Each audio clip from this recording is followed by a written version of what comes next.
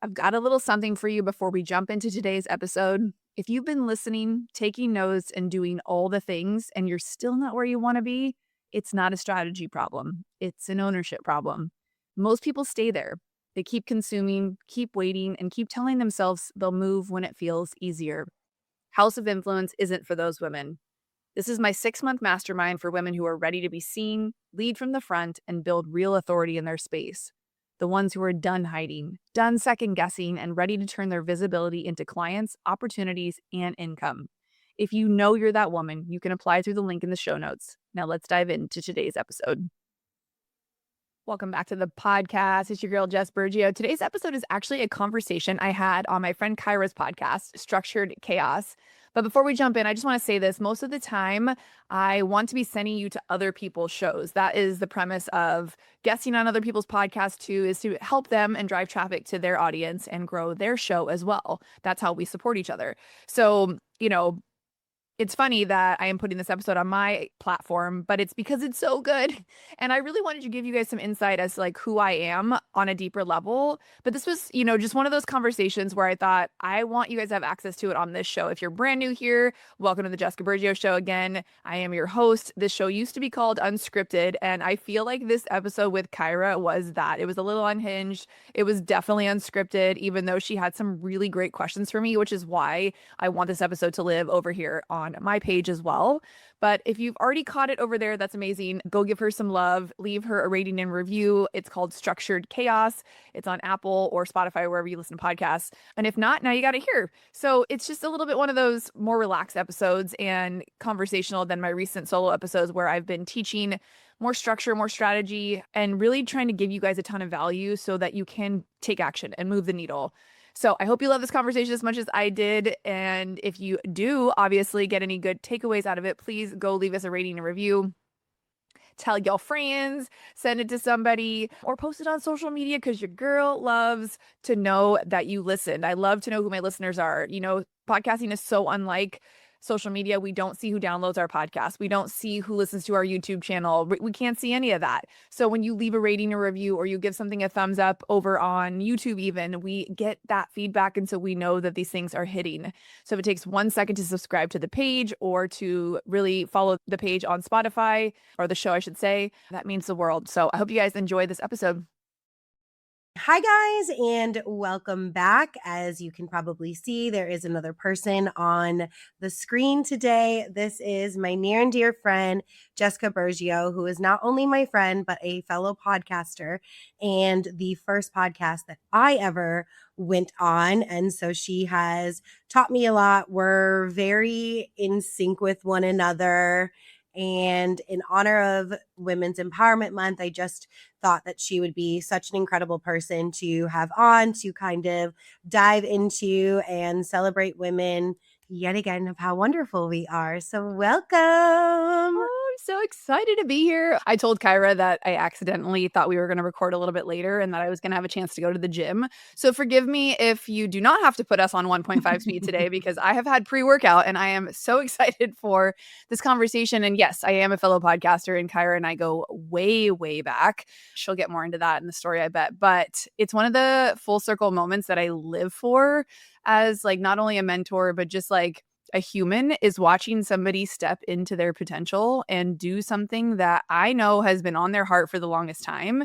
I'm very proud of you. I think that what you've gone through and grown through with this show already in such a short amount of time speaks volumes to why this was supposed to be created in the first place, how it was supposed to be created. And just seeing you here doing this by yourself now is such a beautiful, like, you're like God wink. You're like, okay, I get it. Thanks for that really tough, weird, hard lesson. Appreciate it. Now, okay, bye. Can I go step up? So I'm really excited to be here. Thank you for having me. Yes, of course. And thank you for coming on. And I will have all of Jessica's information in the description of the episode, so you can follow her, ask her any questions. She's a great person to pick her brain. And the name of her podcast show is The Jessica Burgio Show. So you guys have got to check that out. So yeah, kind of just like, how did we get here? We met. So I moved to San Diego 14 years ago. And the first salon that I worked at was Hyde Edwards with Jessica. And not only did Jessica and I just like kind of like instantly become friends. Like we also dressed the same. Like we would show up to work in the same things. So it was just kind of a very obvious friendship that was going to form. It was so funny. The first time it happens, right, you're like, "That's cute," and then the second time you're like, "Hmm." Third time you're like, "Well, should we just start planning this? Do you wanna do, like, Wednesday denim, Tuesday, leopard?" I mean, we didn't even have to because we just did. It was so fun and so funny, and then I think in that season for both of us, we were in that work hard, play hard kind of growth state. I think we were both, like, growing through a lot of different things individually, but also just willing to put ourselves out there, have fun, meet people, try things, do the most. We worked in one of the most incredible salons in San Diego. Mhm. Honestly, shout out to Hyde Edwards and the owner there. She really created a really cool culture and space for us to grow and thrive individually, but also as a team. And it's something that I miss a lot now in my later years doing what I'm doing. A lot of the work we do is solo work. You podcast a lot of times by yourself. You're creating content by yourself sometimes. I'm now a mentor and a coach, and a lot of my clients are online. So that in-person component for me is lacking in a lot of ways, which is why I put myself in rooms with other entrepreneurs for networking events or events and all that kind of stuff. But I will say, like, that was one of, I think, the most memorable times of my life. And I think you and I had some of the most fun ever outside of the salon on different adventures. That would have to be for another podcast episode, like an Mhm. after dark Mhm. issue. You know what I'm saying? Exactly. For sure. Yeah, and I would say too, like my first impression of you was just like, oh, like I like her. I think too, like I always tell people, like the biggest difference from the East Coast to the West Coast is obviously like the people. And I feel like you, someone who was born on the West Coast, like you are East Coaster. Like you are very direct, you're loud, you love hard, like when someone's your friend, like they are your family for life. And I feel like those are just like such qualities of everything that I grew up around. So I think like, and you were always like very strong and independent. So I think I just like naturally like found my way to you, like our energies are so similar that like I just remember being like, I have to be her friend. Like, this is going to be my friend. Well, you know what they say, right? Real recognizes real or bitch respects bitch. Like, I think you either 2 types of people walked into that salon. The one that would say to me like, "Oh, I didn't think you liked me," or "I thought you were a bitch when I first met you." Mind you, we worked in a very large salon. We have 25 stylists, huge spa, huge front desk.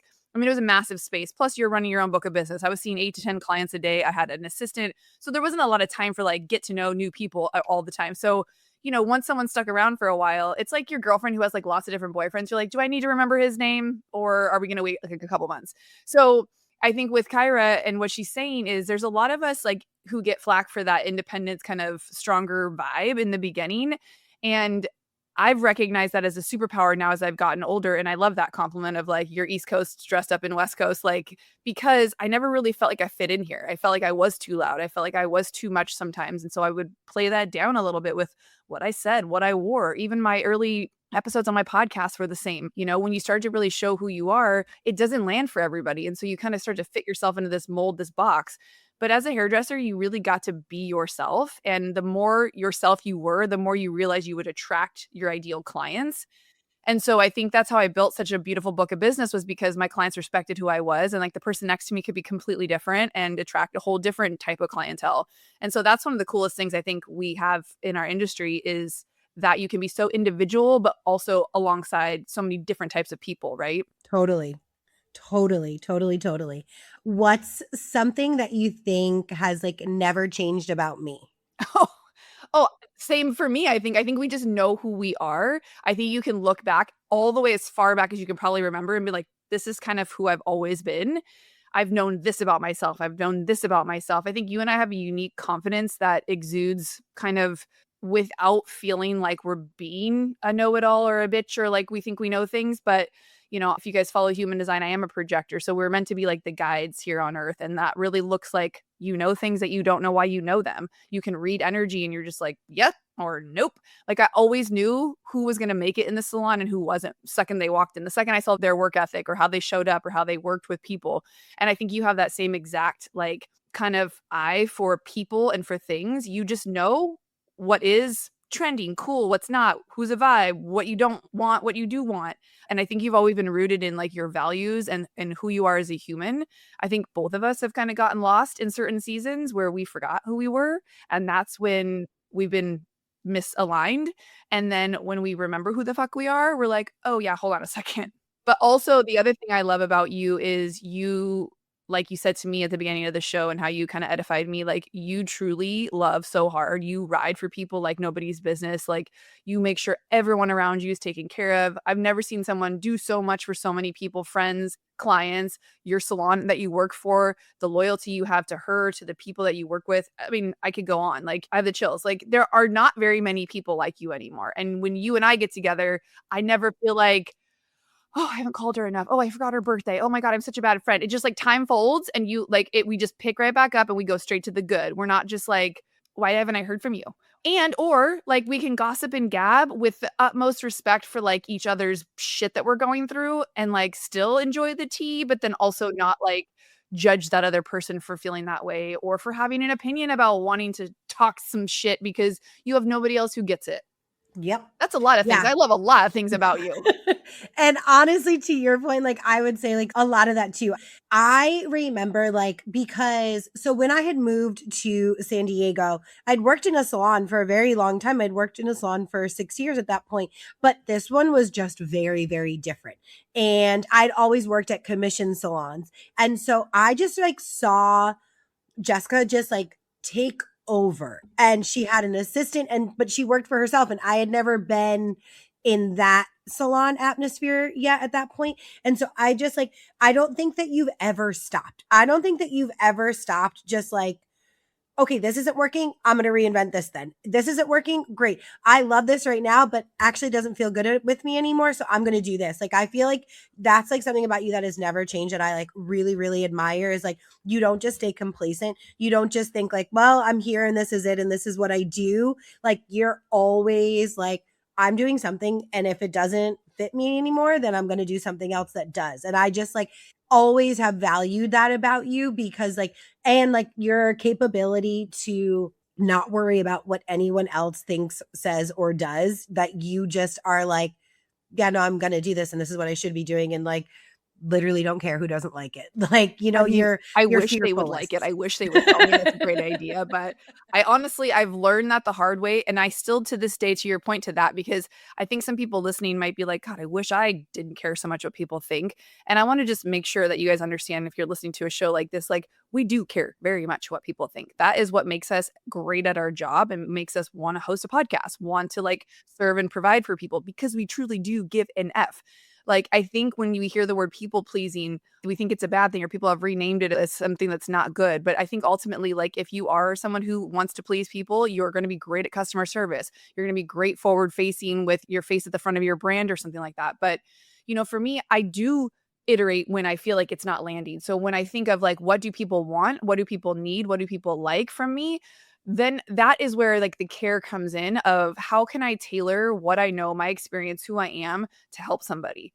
And that's why I show up and do my podcast every week. That's why like I have so many different types of clients that come to me that want to work with me on usually like a business visibility branding level, but then it goes so much deeper because they want to show up unapologetically as well. But there's a person, place, or thing or identity or belief that is rooted in there somewhere that we usually dig out so that they understand where it's coming from and why their true voice isn't being heard, why they can't show up in a natural way, why it's so hard. The resistance comes through where they know, like, I really want to have a podcast. I really want to show up on social. I want to do YouTube, but they're not doing it. I have a doctor right now. I have an ex-corporate person who just quit Costco after like 26 years. I have another woman who's, you know, producing over 30 million in real estate. They're all working with me to create more visibility in their business and life because they want to pivot a little bit or be seen differently so that they can expand their business or their brand or whatever that might be for them particularly. So, you know, everybody cares. I do give a fuck. I do care, but I can't let that stop me. And I push through anyways. And that's become a disciplined habit that even if I feel like no one's clapping for me, I did a whole ass episode on this. I still do it. I still show up. Even when no one responds to the message I post on social media, even if the caption doesn't land and it gets low views, I'm still going to do the thing. Now, sometimes you got to take that data and reiterate, like maybe that messaging didn't land, but don't like strip the whole idea down. Take it and like make some iterations on that. Yeah, I would say the part of the we don't care what others think. It's like, I don't care what the haters think. And I don't care. Like, if I'm not getting engagement on something, I still believe in myself enough to know that what I am putting out there is genuine and authentic. And so, to your point, like, whether it gets, 20 likes or 2,000 likes, like, I still know I'm doing what I should be doing. So I don't care in the sense of like, if you look at me and you think like, oh my God, like how cringe, like, I'm like, I don't care. I Like, love you know what that. I mean? Like, I Enjoy. don't, yeah, like, sorry, I feel good. So, And that's the only um, way that you're gonna last in this content making game is if you stick to what you know and who you are. You know what I mean? Like, mhm. I went through, for context, you guys, I was a bodybuilder like 10 years ago, right? Looking the best I ever looked. I knew that honestly, like, that wasn't the kind of Full magazine spread and everything. right. Like, I knew for me, and that grew me a lot of followers in the fitness world because I was a coach at the time as well. I did both fitness and hair, which was a rad combination. But I knew that ultimately for me, putting out photos of myself that were, provocative or half dressed or whatever in ways that were going to attract an ideal client that wasn't really, I'm not selling that. I think that for me was like part of like how I stayed true to who I am, given that I knew I could have gone this way and created a different type of follower. I didn't care. I had to put out content that I knew was going to make me feel good about what I was putting out.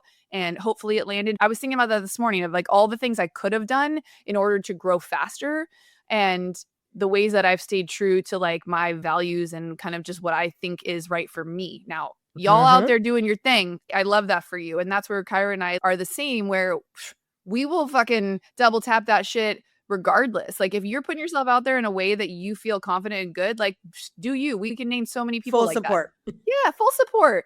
That's just not, maybe how either of us rolls. Like, you've always Mhm. unapologetically showed up with your style, your fashion, like, I love that. It's so cool. Thanks.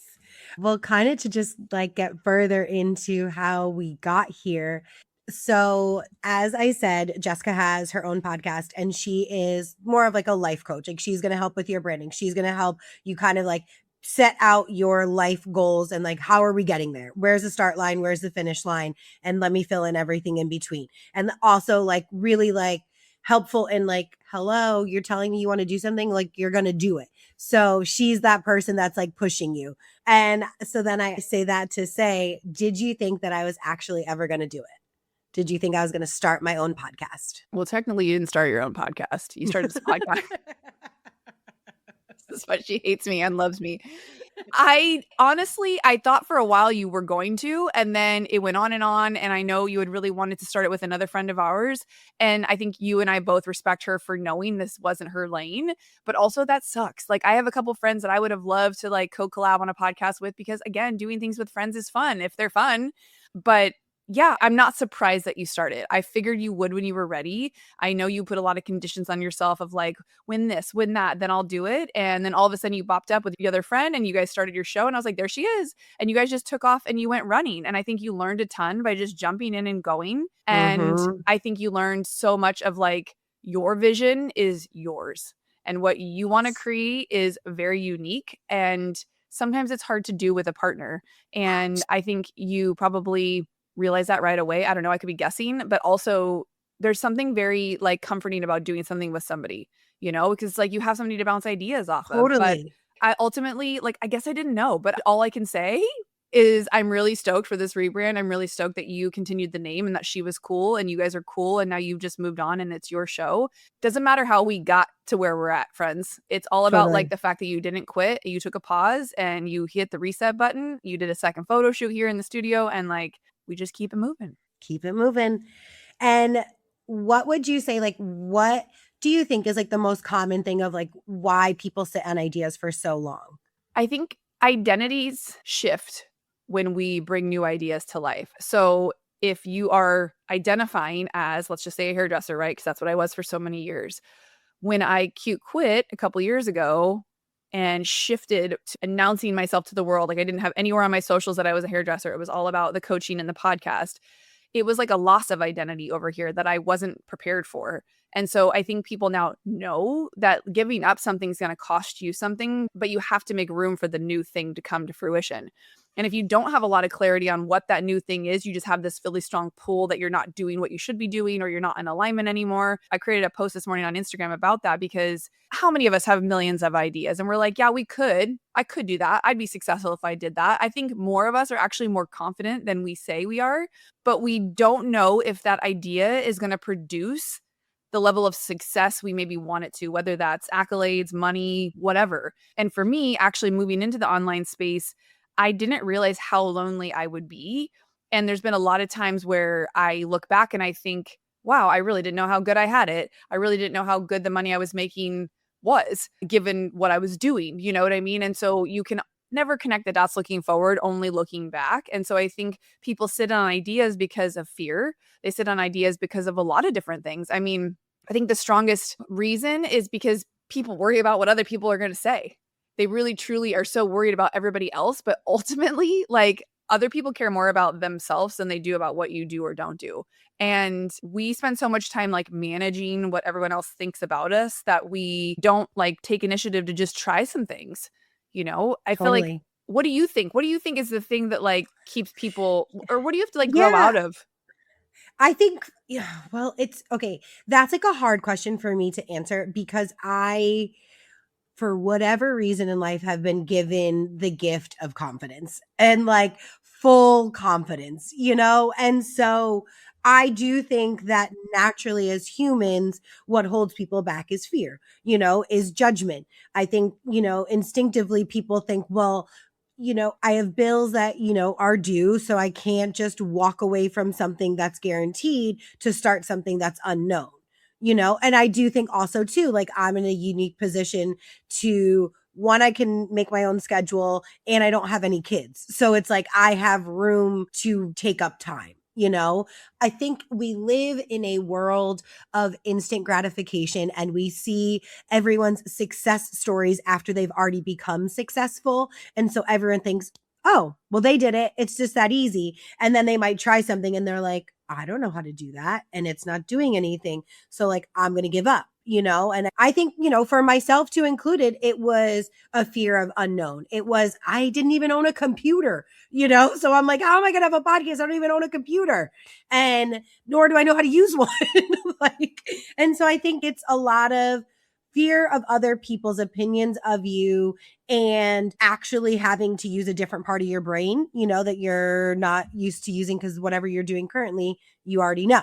Yeah, and I also think a lot of the stuff that people have ideas around would require them to become public, whereas you and I were able to build our book of business behind the scenes almost in a sense, right? The referral-based Mm-hmm. business in San Diego was so strong for us and we were Mm-hmm. location specific. So it didn't really matter if I posted on social media because I don't care if someone in Oregon sees it. Like they're not coming to do their hair with me typically. Now, I mean, this is like 7 years ago for me. People might fly from Oregon if you're that good. Like 100%. people 100%, which is why a lot of people are like losing clients to people who are having these huge social medias because they want to Mm-hmm. go and see that famous stylist. And I love that for people that are willing to put themselves out there. But again, that's forward facing. So it requires you to become this kind of person that's okay to be seen and okay to do things publicly, whether they work or not in your eyes. And unfortunately, the comparison thing of like watching other people in your whatever it is that you're doing, whether it's writing a book, the podcast, creating content if you want to be an educator, you see people's after, like you said, there are thousands of followers, the fact that you can fill rooms for education. And you're like, well, I could teach something like that. And you get no ticket sales. You get nobody interested. You get nobody buying your course or your program, no one downloading your Mm-hmm. podcast. And you think, I knew I shouldn't have started. Instead of, I got to get my first 2 downloads and put my first 5 episodes out before I'm ever going to get to 50 or 100. And that is the mindset I Mm-hmm. had to keep trucking on because I had so many friends in my mentor space that like I was a part of a few different masterminds, the programs that I was like, if I keep looking at her shit, I'm always going to feel behind. So in truth, I muted a lot of my mentors, didn't unfollow them. I just muted their stories and their posts on social so that I wasn't as overwhelmed by how far they were. And I stayed head down, recording episodes every week, doing my thing, showing up on social media to market that episode, making sure I was excited about what I was doing versus being discouraged by what they were doing. But when you notice that, like you have to make that decision to protect yourself so that you can, grow into the identity of, I am a podcaster. I bought a computer. I recorded my first intro. I put out a name. I got my RSS feed on Apple. Like, I am a podcaster now, even though I'm brand new. I'm not claiming to be the world's best podcaster or only podcaster. And that's where like people miss out on the fun early stages of building something, is they're so scared to be seen not winning or doing it right or failing, if you will.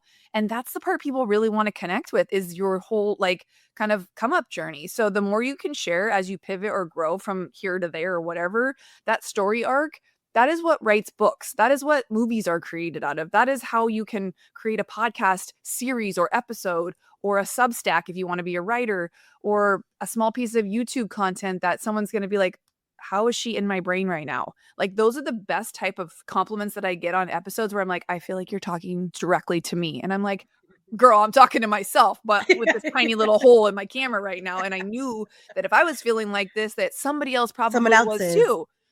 So that's where like all of those go together, and ideas are a dime a dozen. You look at Shark Tank, you look at all, it's implementation. And even if you have the confidence, look how long it took you to still start your podcast. Because I mean, because gosh, when was I talking about this? I mean, this must have been 2015, 16. Like, podcasts weren't even really even a thing, I know we talked about like a live TV show of some sort. We've talked about just like a show, whatever. Like, I really still think you and I should have our own reality show, but like, or like a talk show of some sort. That would be hilarious and amazing. You guys put us in for that. Yep. But I think you came to my house. That would have been like that was maybe like what, 4 years ago for that? Yeah, that was probably 4 years ago. Cause yeah. Wild. There it is. And we finish each other's sentences. Okay. And I think it's also interesting too, because I always try to tell everyone, like, being a hairstylist is just so special in the sense that we get to meet so many different types of people. And so I have to imagine that now with your line of work, you're not solely working with hairstylists, you're working with people who do all different things. And because of our background, it's like, oh, I know a little bit about what you do because I had a client that did that, So I feel like that's like also just like a special gift that we have, that is like we're so lucky for, because now you are able to implement all of the things that and help them regardless of the fact that you don't have a background in being a doctor. Well, she's not asking me, particularly this client, is not asking me to help her be a better doctor. She's coming to me because she is more worried about being visible. She's already created like a course that she teaches once a year that brings in close to $500,000 a year. So it's probably triple her doctor's salary. And I'm always shocked when clients find me and they're like, I need to work with you. It's like that same energy you felt around me when you came into the salon. I think the energy that we present to the world is what is going to attract somebody to want to like be around us, work with us, be friends with us, any of that, and listen to your show, whatever.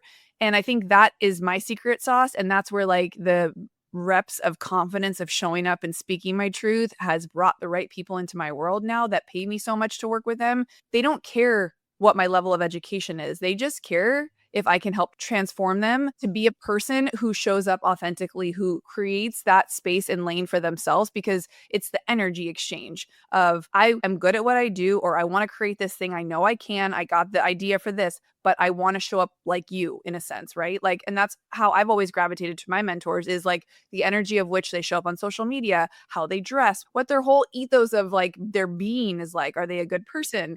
And with that, I can help the human being side of them be more authentic and be more, unapologetic, versus I'm so glad she's not asking me about doctor stuff, because I'd be like, good luck with that, Yeah. But I also do know like my other Keep client, doing what you're doing. who's leaving corporate after 26 years. She went through a huge cancer journey this last year. And her story is very similar to a lot of people who hit a certain point in their career where if they are faced with an illness, they're like, okay, all of that other stuff that I thought mattered doesn't matter anymore. Time is finite. She has 2 little girls. This is what I really want to be doing. These are the type of people I want to be around. Here, if I look back, I can see why I got sick, because I was in an environment that didn't support me. And watching her grow through that and figure out her next steps, now we can get into some business strategy. Now I can help you figure out like how much time to spend on the podcast, how to show up on social media, what rooms you should be in, how to pitch yourself, how to get yourself on other people's podcasts. That dynamic and that strategy I got. Like that I've been doing for myself and with my clients for years now. But as a human, she still struggles with what order to do things, how to prioritize herself in all of that, how to make sure that she's genuine to, what message she's trying to remember, why she started. It's like when we root down into that why, everything else becomes easier to produce. Your content, your messaging, your marketing, the people you want to attract. She didn't even have an offer when we started. She had a podcast that she had started called Creating Sunshine through her cancer journey. And then she turned it into a keynote. And that keynote got her more invitations to other stages. And she's got at least a book or two in, I can tell. The podcast, she's brought in some big names. She had her revision surgery doctor come in. I was like, you got to do that one live. Blew up her Instagram. It's like these little micro things where someone's like, you should take it to here. You should do that. Or I don't think you need to invest in that room this month. Maybe you wait a couple more months and see how your revenue produces. Have you thought about coaching? Like you need somebody who can look at something from a high level that doesn't have emotional attachment to what it is. And that's where like mentorship comes in and why it's so important. And I think we got really lucky in our careers. We had so many mentors around us that we didn't even realize. Maybe you looked at me as a mentor at one point, and everyone that I brought on as an assistant looked at me like that. But I had a lot of great mentors in my first salon too, because I worked for a really big salon, very much similar to Hyde, called Robert Crumings. And they also had 45 hairstylists. And I remember walking in there thinking everybody had the wrong idea about hairdressing. I'm like, no. There's a 1% in every industry, and this place, everyone here, it was like game recognizes game. I'm like, they were wearing like full leather, name brand clothes, driving nice cars. I'm like, these people think they're rock stars. I'm like, hairdressing is like the shit. I am so grateful I didn't listen to anybody, including my mother, about going to beauty school, because this is exactly what I thought it could be. I just had never seen it before. And after like I stepped into that space, I was like, oh, game on. Like I'm going to make 6 figures in my first year. And I did. Mm-hmm. Mm-hmm. Exactly. Yep.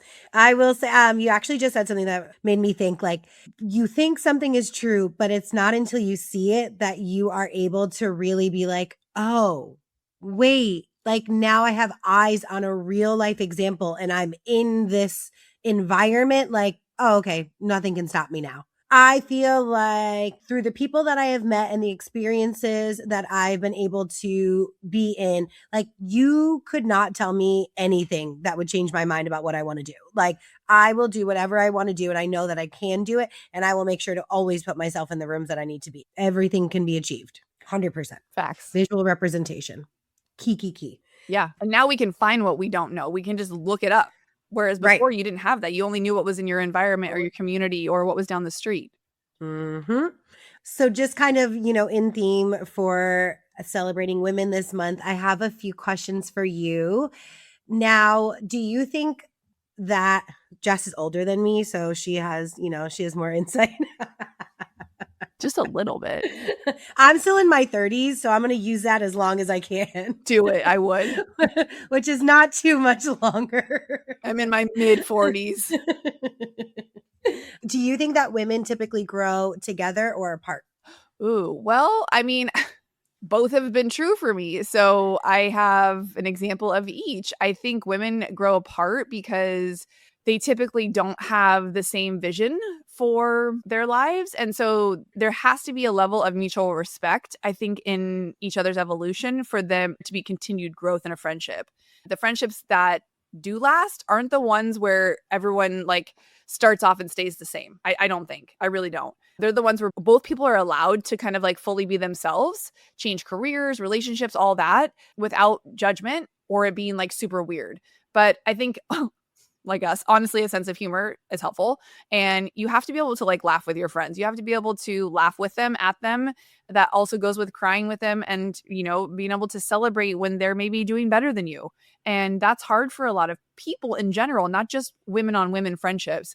But I think, for the friendships that I've lost along the way, I can look back and see patterns of what was probably shifting way before I recognized it or way before things kind of went south.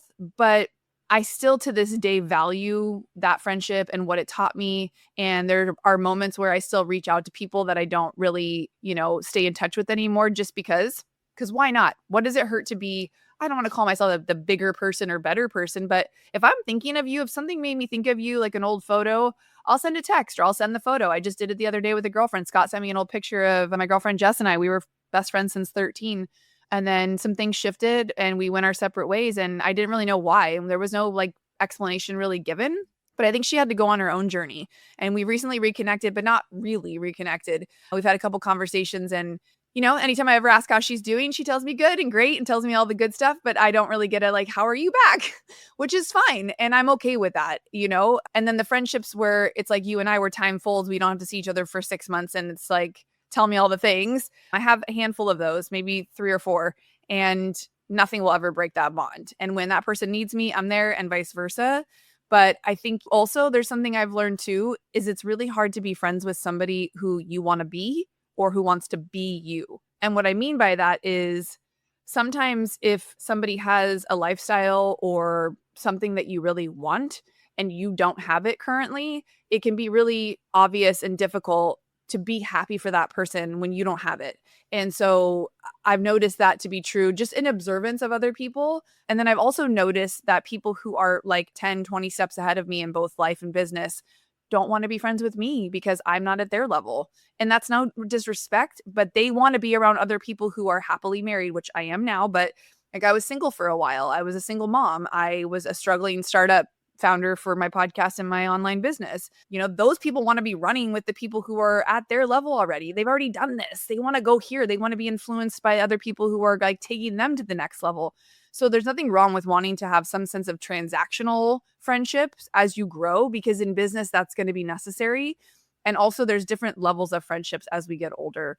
There's different levels. Something's going to look like a bestie where you can giggle and stay up all night and literally share a bed. And then there's friends where you're like, it's more surface level, but they serve a purpose still in some way. Does that make sense? 100%. I couldn't agree more. I feel like when I look back on the friendships that I no longer am in, it makes sense as to why I am.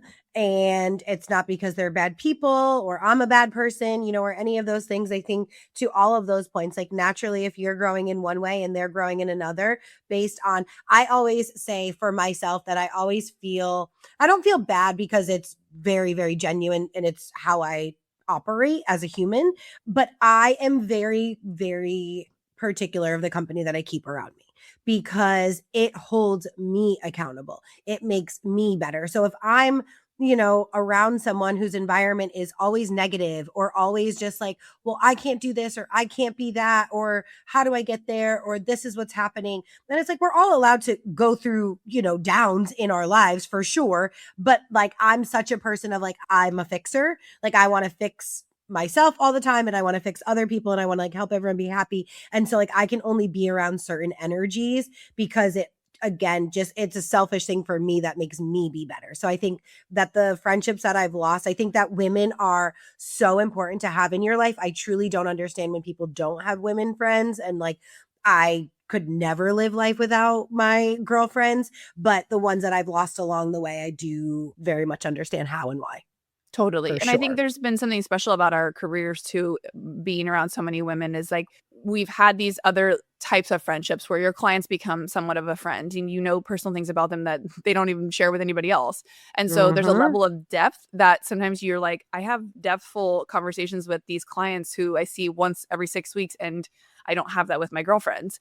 But if you think about the amazing part of our relationship with our clients is like, how often do you get 2 uninterrupted hours with your best friend every 6 weeks? You usually don't. And so I think the older we get, especially the busier our lives get, once you do have kids and have a partner, you have to, like when you're married, sometimes schedule sex, schedule a date night, schedule time with your children. Like you have to schedule important time with your friends so that you can keep the relationship going. They don't just automatically stay relevant without the work. And that's where I think people miss the mark when they get older, is they get too busy for their friends and they forget about them, or the seasons of their life change. Like a lot of my friends had kids really early and I didn't. So I was kind of like out of the loop on that. I was the only one that moved away from our small hometown, which is in San Diego, 30 minutes in, but like it still felt like I moved a lifetime away. And then I just slowly stopped getting invited to things. And different worlds. When I would wonder why I wasn't included, I knew why deep down. It still hurt. It still sucked, but I was still proud of myself for living my life the way I wanted, that I was okay not having as close of a friendship with those same people.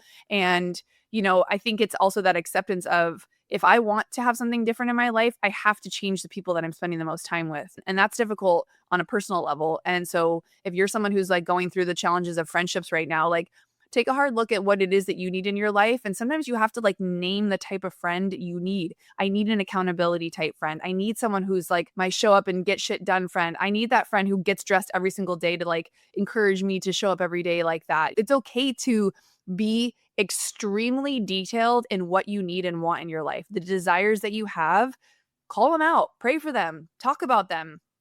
Make a fucking announcement on Instagram, calling new friends. I'm looking for my high achieving friends who blah, blah, blah, blah, blah. Like you can make a joke out of it, but also I Totally. guarantee you'll get a lot of responses of people being like, I want new friends too.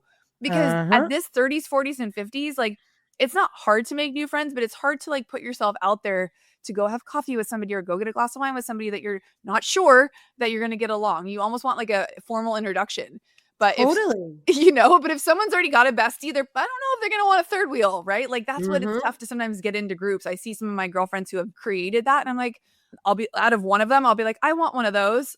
I didn't say I want both of you. I just want one of those. Yep. Can I have one Yep. of those? So, quick thing. When are you free? Not you could be busy, that's fine, but when are you free? I am free when anybody puts something on my calendar.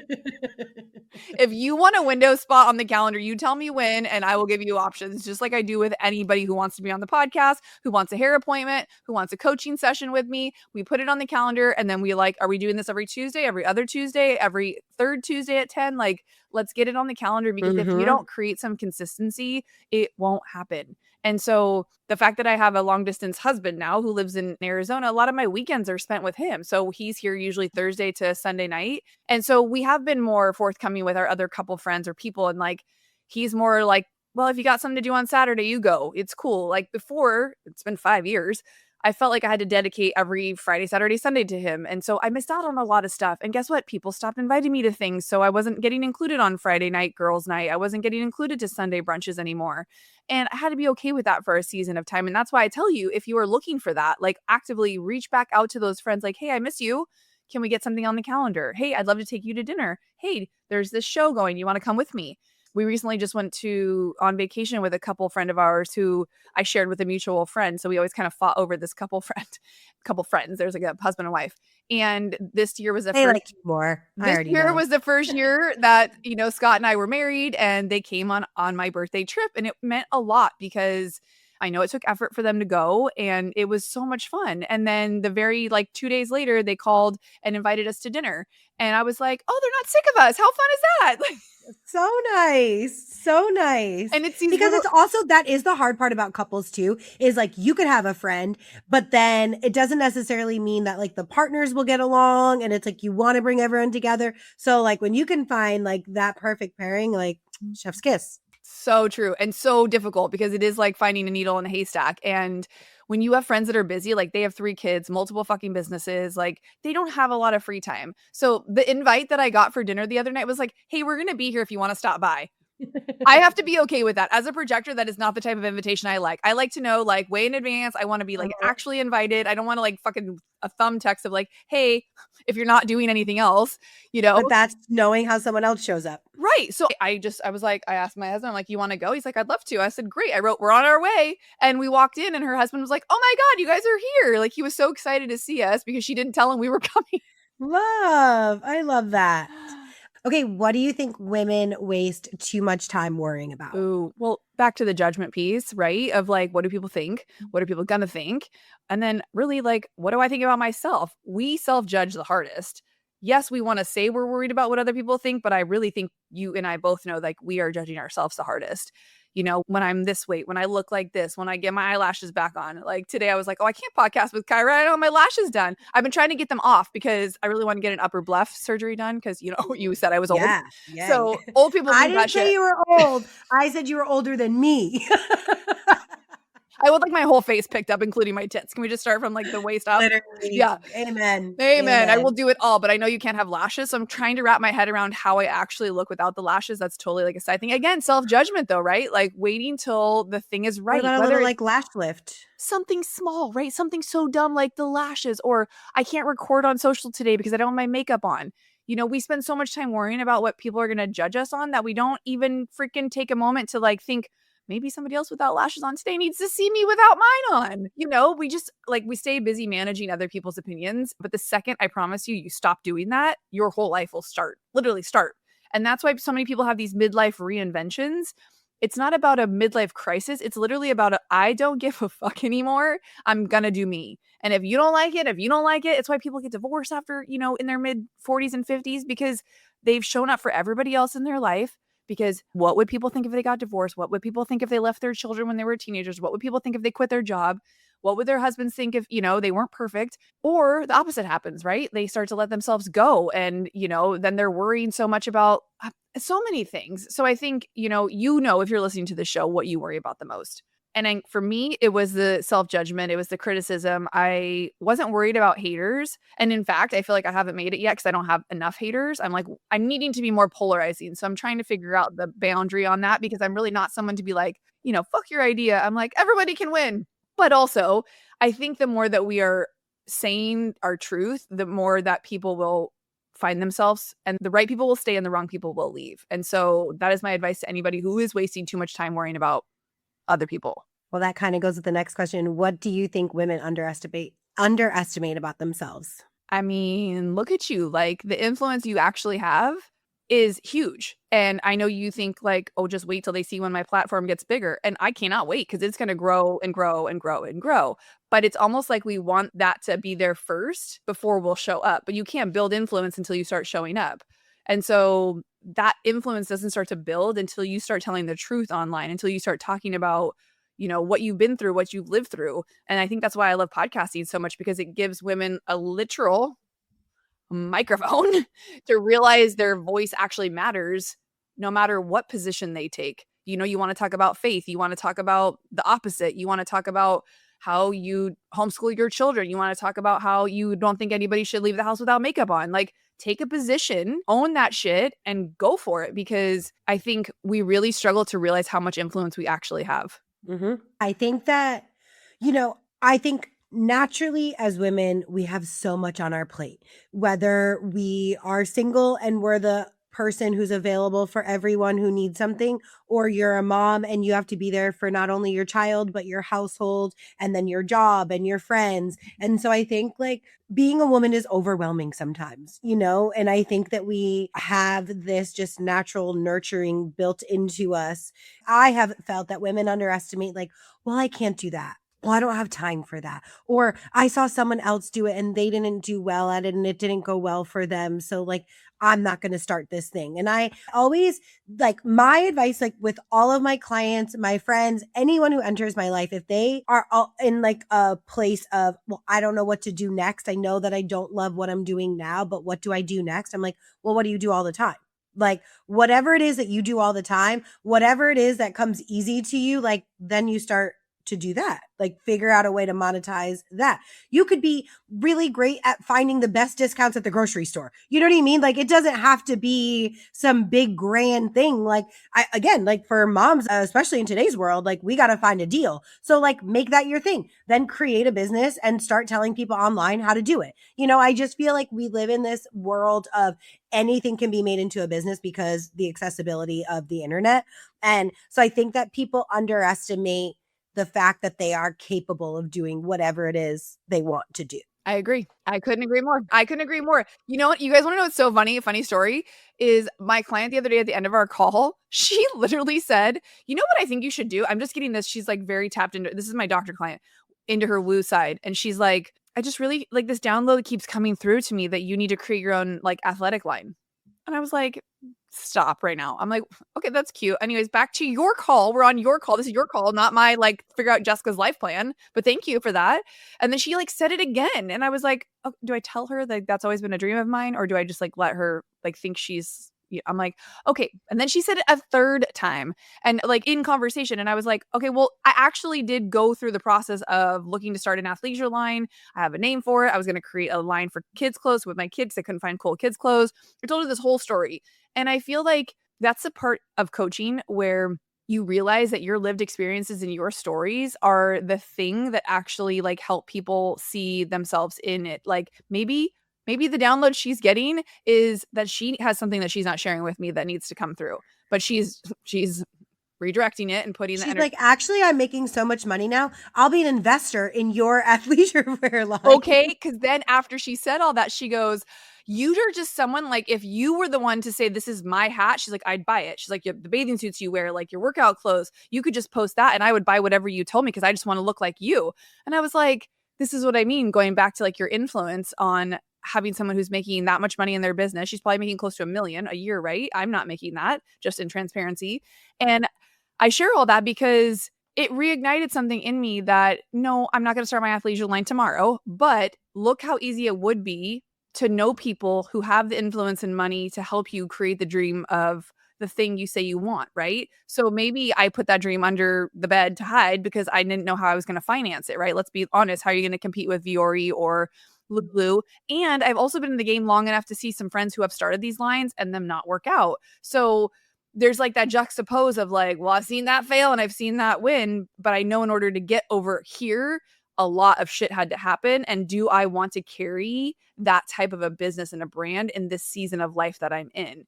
And I think for a lot of people, it's getting ruthlessly honest of what you're able to hold versus what you think you should want. Because so many of us see dreams and ideas. Maybe you want to be the coupon clipping mom, but you don't have to make money doing it. You can do it just for fun to help people. And then if it turns into how can you charge for it, then you do that. You know, Gary Vee talks about this all the time. And he's like, stop trying to make every idea a fucking monetizable business. Just go with your passion. Share the things that you love authentically and guarantee someone will say, how can I pay you to like do XYZ? How can I pay you to teach me how to do that too? And that's kind of what happened for me is like I created my first course that ended up being like a mindset course for hairdressers. And it was funny because it was called the 6-Figure Stylist. What happened was, yes, I got a couple of clients for that, but I got people coming around the side being like, okay, well, I already make 6 figures, but can you help me with this? And that's when I really started to understand the mindset of our industry for one, and also the term 6 figures. Because I'm like, so do you make $100,000 or do you make Right. $999,000? Because both are 6 figures. And they were like, well, I just really need help over here. I need help with this or I need help with that. And I was like, see, just put out the thing. And it was a low ticket, whatever. But then I ended up getting like higher ticket clients who wanted more help because I ended up becoming visible and they saw me as an asset to their life or business. And so that influence that we talk about, it's like, did you realize how much influence you would have? Like, I'm sure you get a lot of like feedback. Oh, yeah. Yeah. I mean, that's why I know I've always wanted to do this. I think that I naturally am a talker and I'm such an absorber of information and I can listen to someone and like be able to give them advice on it. You know, I mean, that is for sure a superpower of mine. So I knew, how do I bring this into it now being my life, you know, because I love to give advice. I love to listen. And I think that my superpower is for sure making people feel better about themselves. And so I want to be able to do that at a bigger level to be able to reach more people. I love that. You're doing it. Doing it. Okay, quick little like advice segment. One thing women should stop apologizing for. Taking up space. One thing women should start doing today. Document everything publicly that they feel comfortable sharing until they get to the parts of the stuff that start to feel uncomfortable and keep going. Write the post, share the idea. You don't need a massive following. You just need to be consistent and show up. One thing you wish someone told you earlier. That you don't need permission. That you don't need permission to speak your mind. You don't need to wait till someone tells you you have enough credibility to do something. Credibility comes from like deciding to use your voice and doing it long enough that people start paying attention. And then I want to just end with, what is something that you believed at 22 that you definitely disagree with now? Oh my God, probably so many things. But this one probably took me a long time, maybe 22 to 32, is that I thought success meant I had to prove something. And that was, again, back to the 6-figure idea that hairdressers couldn't make a living. And so I remember thinking, I made 6 figures, I've made it. Well, I sat on that lower end of 6 figures for a very long time because that was the mindset I believed that I proved that. And so then I was done versus like, how do I become somebody who can hold more than 6 figures? Because I think it's less about telling my 22-year-old self that I have to prove something, but how do I become something? Does that make sense? I love, yeah, that makes complete sense. Complete sense. I love that. Ah, well, this was like so much fun. Again, guys, she is the host of the Jessica Burgio Show. You can find her on all the platforms, and I will link everything in the episode description. Thank you so much for coming on today. This was so much fun.